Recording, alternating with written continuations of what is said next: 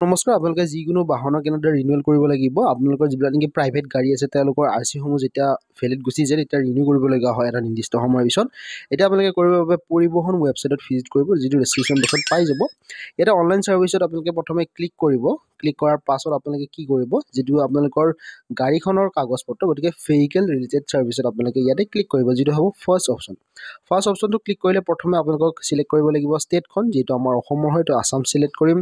তাৰপিছত আমি অপেক্ষা কৰিম লগে লগে আমাৰ যিটো পৰিবহনৰ যিটো ড্যাশবৰ্ড সেইটো ওপেন হ'ব ইয়াতে আমি আৰটিঅ'টো সিলেক্ট কৰিম আমাৰ গাড়ীখন য'ৰ পৰা লৈছো যিটো আৰটিঅ ৰেজিষ্টাৰ্ড হয় সেই আৰটিঅ'টো সিলেক্ট কৰিম আৰু তলত ডিক্লাৰেশ্যন বক্স এটা থাকিব তাতে ক্লিক কৰিব আৰু প্ৰচিড বটনত ক্লিক কৰিব মন কৰিব আপোনালোকে ভেহিকেল ৰিলেটেড ছাৰ্ভিচত যাব যিহেতু এইটো গাড়ীৰ কাগজপত্ৰ হয় তো এতিয়া তাতে ভিজিট কৰাৰ লগে লগে আমি প্ৰচিড বটনত ক্লিক কৰিম তো প্ৰচিড বটনত ক্লিক কৰাৰ লগে লগে আমাৰ সন্মুখত এটা ড্যাশবৰ্ড ওপেন হ'ব য'ত দেখুৱাব আপোনালোকে কি ছাৰ্ভিচসমূহ ঘৰতে বহি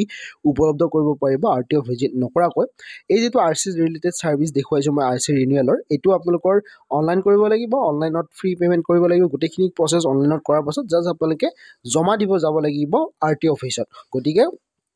অনলাইনটো কৰিব লাগিব অনলাইনটো কৰি উঠাৰ পিছত আপোনালোকে কি কৰিব লাগিব আৰটিঅ অফিচত ভিজিট কৰিব লাগিব যিখিনি ডকুমেণ্টছ ওলাব ইয়াতে আপোনালোকে গোটেইখিনি থাকিব ফেচলেছ ছাৰ্ভিচ কি ছাৰ্ভিচ আপোনালোকৰ আছে এতিয়া প্ৰচিড বটনত আপোনালোকে ক্লিক কৰিব ক্লিক কৰাৰ লগে লগে আপোনালোকে কি কৰিব ইয়াতে ছাৰ্ভিচত যাব আৰু আৰচি ৰিলেটেড ছাৰ্ভিচত গৈ ৰিনিউৱেল অফ ৰেজিষ্ট্ৰেশ্যন বুলি থাকিব শ্বৰ্ট ফৰ্মত আৰচি বুলি কোৱা হয় কিন্তু এনে ফুল ফৰ্মটো হ'ল ৰেজিষ্ট্ৰেশ্যন ইয়াতে আপোনালোকে ৰেজিষ্ট্ৰেশ্যনৰ নাম্বাৰটো আৰচি যিটো নাম্বাৰ সেই নাম্বাৰটো বহুৱাব আৰু চেচিছ নাম্বাৰ যিটো লাষ্টৰ 5টা ডিজিট সেইটো টাইপ কৰি ভেৰিফাই বটনত ক্লিক কৰিব যদি ডিটেইলছটো ভেৰিফাই হয় অৰ্থাৎ ডিটেইলছখিনি যদি শুদ্ধ হয় তেতিয়াহ'লে ইয়াতে ভেৰিফাই হৈ যাব আৰু আপোনালোকে অ'টিপি সেন্ড কৰিব পাৰিব যিটো ফোন নাম্বাৰ আপোনালোকৰ এই আৰচিখনৰ লগত জড়িত হৈছে তো ইয়াতে ভেৰিফাই ডিটেইলছত আকৌ ক্লিক কৰিব তেতিয়া আপোনালোকৰ মোবাইলত এটা অ'টিপি সেন্ড হ'ব সেই অ'টিপিটো আপোনালোকে ইয়াতে এই নাম্বাৰটো দেখুৱাব কোনটো নাম্বাৰত শ্ব' হ'ব তো গেট অ'টিপিত ক্লিক কৰিলে আপোনালোকৰ যিটো নাম্বাৰ শ্ব' আপ হৈছে সেই নাম্বাৰটো আপোনালোকে কি কৰিব পাৰিব অ'টিপিটো সেন্ড হ'ব যদি ফোন নাম্বাৰটো ৰেজিষ্টাৰ্ড নাই তেতিয়াহ'লে এক্সট্ৰাকৈ ৰেজিষ্ট্ৰেশ্যন কৰিব পাৰিব তো গতিকে আপোনালোকে তাতে টেনশ্যন নকৰিব ৰেজিষ্ট্ৰেশ্যন প্ৰচেছটো ডেছক্ৰিপশ্যন বক্সত আছে চাই ল'ব যদি কাৰোবাৰ ফোন নাম্বাৰটো ৰেজিষ্টাৰ্ড নাই বা ফুল নাম্বাৰ ৰেজিষ্টাৰ্ড আছে চেঞ্জ কৰিব বিচাৰে তেতিয়া মাত্ৰ 100 ৰুপিজ এটা পে' কৰিব লাগিব এতিয়া অ'টিপিটো অহাৰ পাছত আপোনালোকে ইয়াতে অ'টিপিটো টাইপ কৰিব আৰু ছাবমিট বটনত ক্লিক কৰিব ছাবমিট বটনত ক্লিক কৰাৰ লগে লগে আপোনালোকৰ যিটো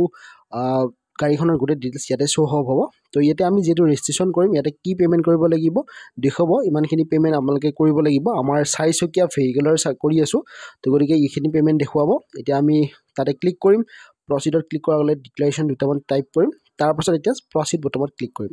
প্ৰচিড বটনত ক্লিক কৰাৰ লগে লগে ডিটেইলছখিনি এবাৰ ভেৰিফাই কৰি ল'ব শুদ্ধ হয়নে নহয় তো প্ৰচিড বটনত ক্লিক কৰাৰ লগে লগে ভেৰিফাই বটনত ক্লিক কৰিব অনলাইন পে'মেণ্টত ক্লিক কৰিলে আপোনালোকে পে'মেণ্ট কৰিব পাৰিব এতিয়া অনলাইন পে'মেণ্টত ক্লিক কৰিছোঁ তাৰপাছত এনেকুৱা ইণ্টাৰফেচ আহিব ই গ্ৰাছ অপশ্যনটোত চিলেক্ট কৰিব ডিক্লাৰেশ্যন টাৰ্মছ এণ্ড কণ্ডিশ্যনৰ আপোনালোকে চিলেক্ট কৰিব আৰু কণ্টিনিউ বটনত ক্লিক কৰিব কণ্টিনিউ বটনত ক্লিক কৰাৰ লগে লগে আমি ইউপিআই মাধ্যমৰ জৰিয়তে আমি পে'মেণ্ট কৰিম তো গতিকে আপোনালোকে ইউপিআই মাধ্যমটো চুজ কৰিব পাৰিব যিটো ফ্ৰী অফ কষ্ট হয় ইয়াত কোনো ধৰণৰ এক্সট্ৰা চাৰ্জেছ দিব নালাগে আৰু বহুত ট্ৰাষ্টেড হয় ইয়াৰ জৰিয়তে আপোনালোকৰ পে'মেণ্টটো কোনো ধৰণৰ ডিডাকশ্যন হৈ যোৱাৰ পাছতো কোনো ধৰণৰ প্ৰব্লেম নেদেখুৱায় গতিকে আপোনালোকে অপেক্ষা কৰিব যেতিয়ালৈকে পে'মেণ্ট ফেজটো অ'পেন নহয় এতিয়া চাব আপোনালোকৰ সন্মুখত পে'মেণ্টৰ ফেজটো আহি যাব এনেকুৱাকৈ তো ইয়াতে থাৰ্ড নম্বৰ যিটো আছে তলত পে'মেণ্ট গেটৱে বুলি তাৰে যাতে গৈ এক্সিছ বেংক তাত ক্লিক কৰিব মন কৰিব এক্সিছ বেংকৰ একাউণ্ট নালাগে এতিয়া প্ৰচিড টু পে'মেণ্টত ক্লিক কৰিব প্ৰচিড টু পে'মেণ্টত ক্লিক কৰাৰ পাছত আপোনালোকৰ ৰেফাৰেঞ্চ নাম্বাৰটো জেনেৰেট হওঁতে অলপ টাইম লাগে তো গতিকে অলপ অপেক্ষা কৰিব ইয়াতে অপেক্ষা কৰাৰ পাছত ইয়াতে আহিব এটা এক্সিছ বেংকৰ দ্বাৰা ডেছবৰ্ড ইয়াতে আপোনালোকে ডিক্লাৰেশ্যনত টিক কৰিব আৰু ইউপিআই অপশ্যনটো চুজ কৰি তাতে ইউপিআই আইডিটো টাইপ কৰি দিব যিটো আপোনালোকৰ ইউপিআই আইডি হয় তাৰপাছত আপোনালোকে ইউপিআই আইডিটো টাইপ কৰাৰ পাছত ৰাইট ছাইডত চাব ভেৰিফিকেশ্যন কোড এটা লিখিব দিয়া আছে তো সেই ভেৰিফিকেশ্যন কোডটো আপোনালোকে লিখিব ছেম টু ছেম আৰু ভেৰিফাই বটনত ক্লিক কৰিব ক্লিক কৰাৰ লগে লগে আপোনালোকৰ যিটো ইউপিআই নাম্বাৰ থাকিব সেই নাম্বাৰটোত এটা ৰিকুৱেষ্ট আহিব আৰু 3 মিনিটৰ ভিতৰত আপোনালোকে পে'মেণ্টটো ক্লিক কৰিব লাগিব গতিকে আমাৰ মোবাইলত এতিয়া বৰ্তমান পে'মেণ্ট ৰিকুৱেষ্টটো আহিছে আমি 3 মিনিটৰ ভিতৰত সেই পে'মেণ্টটো একচেপ্ট কৰিছোঁ আৰু পে'মেণ্ট কৰাৰ পাছত জাষ্ট 2 ছেকেণ্ড 3 ছেকেণ্ডৰ লেটৰ পিছতে আপোনালোকে ইয়াত ছাকচেছ দেখুৱাব গতিকে পেনিক নহ'ব ইয়াতে আপোনালোকে পে'মেণ্ট ছাকচেছ কৰিছে কিন্তু তাতে পে'মেণ্ট এতিয়ালৈকে ছাকচেছ দেখুওৱা নাই সেনেকুৱাকৈ টেনশ্যন নল'ব হৈ যাব জাষ্ট 2 মিনিট অপেক্ষা কৰিব ইয়াতে 3 মিনিটৰ ভিতৰত গোটেই প্ৰচেছটো কৰিব লাগিব গতিকে আপোনালোকে পে'মেণ্টটো কোনো ধৰণৰ নেটৱৰ্কৰ ফেইলিয়াৰৰ বাহিৰে আপোনালোকে যাতে কৰিব আৰু পে'মেণ্টৰ সময়ত কোনো ধৰণৰ নেটৱৰ্কৰ ইছ্যু যাতে নাথাকে সেইটো আপোনালোকে ভালদৰে এবাৰ চাই ল'ব আৰু গোটেই প্ৰচেছটো এবাৰ আপোনালোকে মজিলা ফায়াৰবক্স যিটো আছে সেইটো এপছ নহয় যেটো ক্ৰম আছে ক্ৰম ব্ৰাউজাৰ আপুনি ওপেন কৰিব লাগিব এতিয়া চাব 2 মিনিট 3 মিনিট কৈ এনেদৰে সময় আমাৰ হাতত পৰা গুছি যাব আৰু অলপ সময় পিছত আমাৰ পেমেন্টটো সাকসেস হৈ যাব তো আৰসি ৰিনিউৱেলৰ প্ৰসেসটো একদম সিম্পল হয় যি সকলৰ নেকি আমাৰ প্ৰাইভেট গাড়ী হয় যি সকলে নেকি প্ৰাইভেট গাড়ী চলাই তেওঁলোকৰ আৰসিখন ৰিনিউৱেল কৰিব লাগিব আৰু যি সকলে নেকি কমাৰ্শিয়াল ভেহিকল চলাই তেওঁলোকৰ যদি ৰেজিষ্ট্ৰেচনটো ফেল হৈ যায় তেতিয়া হলে তেওঁলোকে ফিটনেস এটা দিব লাগিব হেতু আৰটিঅত ভিজিট কৰিব লাগিব তাৰ বাবে গতিকে ডিফাৰেন্সটো একে ৰিনিউৱেলৰ প্ৰসেস যেটো আছে ৰিনিউৱেল বুলিয়ে ক'ব পাৰি আমি প্ৰাইভেট গাড়ী ৰিনিউৱেলটো অনলাইনত কৰো আৰু যেটো আমাৰ কমাৰ্শিয়াল ভেহিকল থাকে হেতু ফিটনেসটো দি দিলে হৈ যাব এতিয়া সাকসেস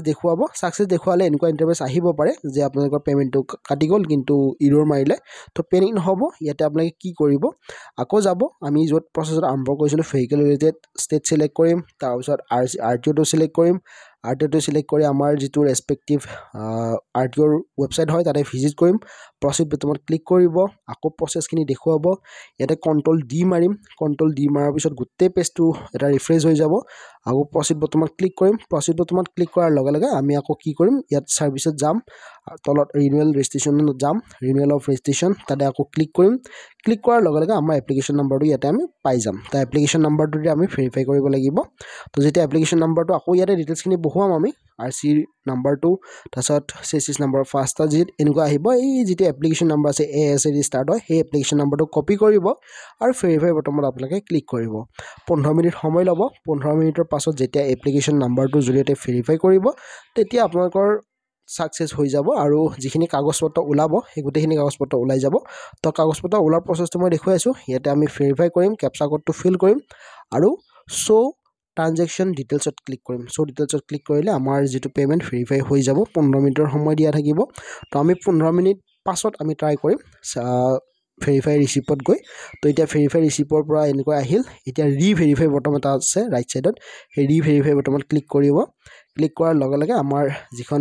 পেমেন্টটো হেতু ভেৰিফাই হৈ যাব আমি চেক টু বেংকত ক্লিক কৰিম বেংকত চেক টু বেংক ক্লিক কৰিম তাতে ভেৰিফাই হ'ব কনফাৰ্মেশন কৰিম কনফাৰ্মেশন পেমেন্ট তাৰছত গোটেইখিনি পেমেন্ট ডিটেইলছ ভেৰিফাই হৈ যাব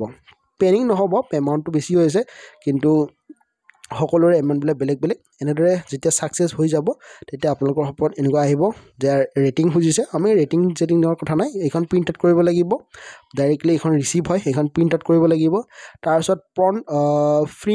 প্ৰিন্ট সিভিবি বুলি দিয়া আছে তাতে আছে গোটেইখিনি ফৰ্ম আপোনালোকে প্ৰিন্ট কৰিব লাগিব যিখিনি প্ৰিন্ট আউট হ'ব তো গতিকে গোটেইখিনি প্ৰিন্ট আউট লৈ আপোনালোকে আৰটিঅত ভিজিট কৰিব লাগিব আৰসি খনৰ লগত তেতিয়া আপোনালোকৰ যিখন আৰসি হেখন ৰিনিউৱেল হৈ যাব আৰু আৰসি খন আপোনালোকে ডাউনলোড কৰিব পাৰিব অনলাইনতে আজিকালি যেহেতু পোষ্ট অফিচৰ জৰিয়তে আপোনালোকৰ ঘৰত প্ৰেৰণ কৰা নহয় সেই সিস্টেমটো চৰকাৰে উঠাই দিছে আৰসি হক বা লাইসেন্স হক গোটেইখিনি বস্তু আপোনালোকৰ বৰ্তমান তেওঁলোকে ডাউনলোড কৰাৰ প্ৰসেসটো দেখুৱাই দিছে এতিয়া আপোনালোকৰ স্পিড পোষ্টৰ জৰিয়তে ঘৰত নাহে গতিকে অনলাইনতে ডাউনলোড কৰিব লাগিব অনলাইনত ডাউনলোড কৰাৰ প্ৰসেসটো মই আপোনালোকক দেখুৱাম কেনেদৰে ডাউনলোড কৰিব লাগিব গতিকে আপোনালোকে মন টেনচন নকৰিব এতিয়া যিমানখিনি কাগজ প্ৰিন্ট আউট হ'ব গোটেইখিনি কাগজ আপোনালোকে প্ৰিন্ট আউট কৰিব আৰু নিজৰ আৰটিঅ অফিচত ভিজিট কৰিব আৰটিঅ অফিচত ভিজিট কৰাৰ লগে লগে গোটেইখিনি কাম কাজ তেওঁলোকে সাইন সিগনেচাৰ কৰাৰ পাছত আপোনালোকৰ যিখন আৰসি এখন ৰিনিউৱেল হৈ যাব আকৌ নতুনকৈ ডেট পাব কিমান দিনলৈকে নতুনকৈ থাকে গোটেইখিনি থাকিব এই প্ৰসেসটো দেখাইছিলো আপোনালোকৰ প্ৰাইভেট গাড়ীৰ ক্ষেত্ৰত যিখিনি কমাৰ্শিয়াল থাকিব যিসকলে নেকি পৰিবহন কৰে অৰ্থাৎ মাল টনা আনা নিয়া গাড়ী কিবা কমাৰ্শিয়াল সিস্টেমত ব্যৱহাৰ কৰে তেওঁলোকৰ গাড়ীৰ প্ৰসেসৰ বাবে অকল ফিটনেসটো দিলে হৈ যাব হেতু প্ৰসেসটো ডেসক্ৰিপচন বক্সত আছে চাই লব যদি কমাৰ্শিয়াল ভেহিকল হয় ধন্যবাদ